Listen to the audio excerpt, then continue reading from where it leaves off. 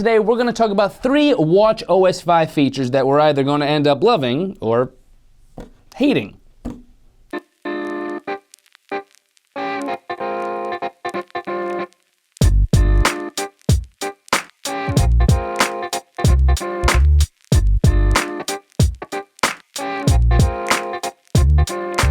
What's up YouTube, it's your boy, BMAC. And WWDC 2018 is in the books, the Apple keynote has happened. And one of the categories talked about at WWDC 18 was watchOS 5, the new operating system coming out in fall of 2018 for the Apple Watch. Apple had some exciting things to announce for the watch coming to watchOS 5. A couple things I like, couple things I kind of might end up hating. Now, we're not gonna go over all the watchOS 5 features, otherwise we'd be here for hours. But we're gonna talk about 3 features I think are worth mentioning, 3 features that are pretty cool, but also might kind of suck. So without any further ado, let's get right to it. First up on my list of top 3 watchOS 5 features to talk about, and this one's kind of cool sounding, a Walkie Talkie feature. We are getting a Walkie Talkie feature in watchOS 5 that allows you to, exactly what it sounds like, use your Apple Watch as a Walkie Talkie with other Apple Watch users. Now the way this works is pretty simple. You just set it up so that you can actually initiate a Walkie Talkie conversation with a friend. You'll send out a Walkie Talkie request. Your friend with an Apple Watch with watchOS 5 will accept that, and then you can send back and forth messages through a Walkie Talkie setup. Basically, you initiate a walkie-talkie conversation and then it's just pinging back and forth with little audio clip messages. But as awesome as a walkie-talkie feature sounds on the Apple Watch, not really excited for it. I mean, we have this premise of having to initiate a walkie-talkie conversation request, right? You actually have to send out the request to your friend with an Apple Watch to start a walkie-talkie conversation, which reportedly takes anywhere between 5 and 10 seconds to actually initiate. Not a big deal. But you still do have that initial barrier, that first step you have to take to actually initiate the conversation. But it's not like an actual walkie-talkie system where you just have your walkie-talkie on, tune to a channel, and anyone else on that channel at any given time could patch themselves through. The walkie-talkie feature in watchOS 5 does not work like that. Which, listen, hear me out for a second, I'm not ripping on that. I seriously don't think I would want any of my friends just at any given time to be able to start talking on my wrist. That would be a nightmare. Personally, I wouldn't like that. I like the barrier of having to, initiate the conversation for privacy reasons. It makes sense. But having said all this, it kind of seems like the walkie-talkie feature in watchOS 5 is basically just a repackaged up FaceTime audio feature. I'm just saying, I'm not trying to burst anyone's bubble, but bubbles have been bursted because it's basically just FaceTime audio that you're using when you're walkie-talkie. That's what the walkie-talkie feature is. It's basically just a minimalistic setup of the existing FaceTime audio interface, which instead of a constant audio connection, you're just sending back little blips, little messages of audio. Now, having said that, I do still think the walkie-talkie feature in watchOS 5 is pretty cool. It's something to look forward to. It's going to be interesting to see how it's used, how it gets adapted. And I do think it has the potential to be a cool, quick method of communication. And I guarantee I'm going to use it for conversations rather than text messages or FaceTime audio. But I'm not super excited about it because, like I said, it's basically just that. FaceTime audio, just a trimmed down version of it. Time will tell, but you get a walkie-talkie feature on watchOS 5.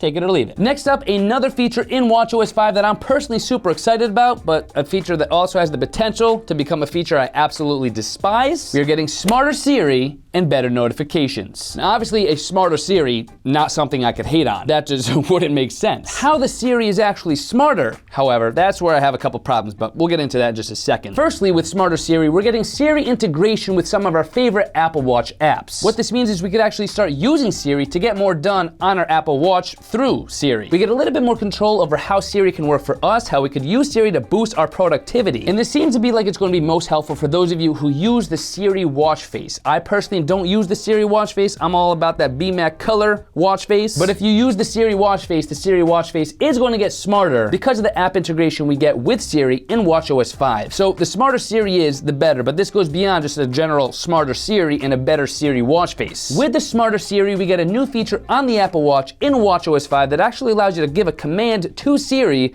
without having to prompt her with the Hey Siri command. What this means is now you can just lift your wrist and give whatever command you want to Siri without having to say Hey Siri first. Oh, and she's going off. I apologize right now for triggering Siri in any of your Apple Watches or iPhones. But at a glance, being able to give a command to Siri without having to say Hey Siri sounds like a pretty good feature at first, right? Yeah, but you see, I don't totally know about that. I don't think we know for sure yet how this is actually gonna work when you're using the Apple Watch. My hope is that the watch will recognize intelligently when you're actually raising it, you know, at this kind of level, when you're ready to give a command to Siri. And that Siri will only listen to you when you're like this with the watch, rather than, you know, if your hands are on the table and the screen is still lit up. I can't tell you how many times I'll be looking at my wrist and the screen is actually lit up when it's not, you know, directly in front of my face. This happens when I'm driving, if I'm editing the YouTube videos at my desk. A lot of times the Siri watch face is lit up when I'm not actually looking at it or using it. If Siri is listening whenever the screen is lit up, that's going to be a major problem. Now, if you talk with your hands a lot, moving, kind of like I do on this channel, that'll trigger the screen to turn on. And imagine if you're talking crap about somebody and you're accidentally, you know, activating Siri while doing so because you didn't have to prompt her with the "Hey Siri," and you send your entire conversation to that person. Ooh, RIP relationships in 2018. Should I send your message? Exactly what I'm talking about. As you could probably tell, that would get super annoying very quickly. So my hope is that with this new feature of not having to say "Hey Siri" for prompting a Siri command, the Apple Watch will intelligently distinguish between when the screen is just lit up and when you're actually holding it upwards, you know, looking at it and giving it a command in this stance right here. If your Apple Watch could distinguish between this, and you know, not having Siri activate unless you're in this position, then we're good. But in a nutshell, the new feature of not having to actually say "Hey Siri" when you're looking at your watch to give a Siri command sounds good. How it actually gets applied, well, time will tell. We'll see if we end up loving it or hating it. With a smarter Siri, we also do get better notifications. And with these better notifications, you get notifications that are actually grouped together by app on your Apple Watch, very similar to how we will have in iOS 12. And thank God for that, because group notifications were a long time coming. We needed them, especially on the Apple Watch. I mean, it made sense on the iPhone or iOS device home screen to have groups notifications by app, but on the Apple Watch, when you have these notifications that are taking up so much room on such a small screen, group notifications, thank you, God. Well, Apple. Thank you, Apple and God. Nothing to complain about when it comes to group notifications in watchOS 5. And last, but certainly not least, on my list of top 3 watchOS 5 features you gotta know about, something that a lot of you are gonna be super excited to now have on the Apple Watch. You now have access to podcasts. Yes, you can finally stream podcasts on the Apple Watch. Why it took this long to be able to do so?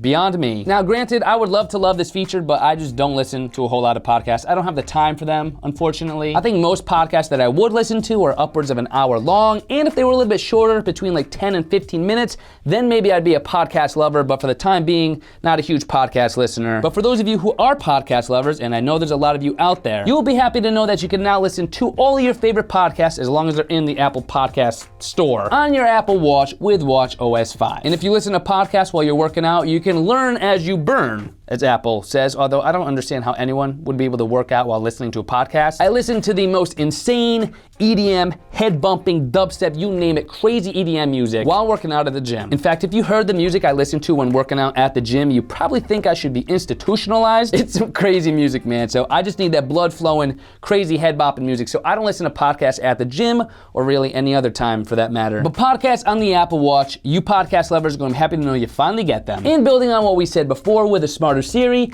yes, you can now use Siri to actually bring up your favorite podcast and start listening to in seconds. But enough of the watchOS 5 features I love/hate. What are your favorite or least favorite watchOS 5 features? Do you like the podcast? Do you like the group notifications? Is there something you hate? Go ahead and comment down below either your favorite or least favorite watchOS 5 features in the comment section below. As always, I'll be liking, replying to, and hearting some of my favorites. Hope you guys found this video helpful. If you did, please do me a favor and smash that thumbs up button, and consider subscribing, by the way. If you like tech videos, we put up new videos like this one on this channel each and every week. I'm gonna go polish up my Walkie Talkie skills. It's been, gosh, how long? 10, 12 years since I've used a Walkie Talkie? Wow. Oh my gosh, I'm getting old. Please slow down time. And I will see you guys in my next video. Seriously, God, though, could we please slow down time?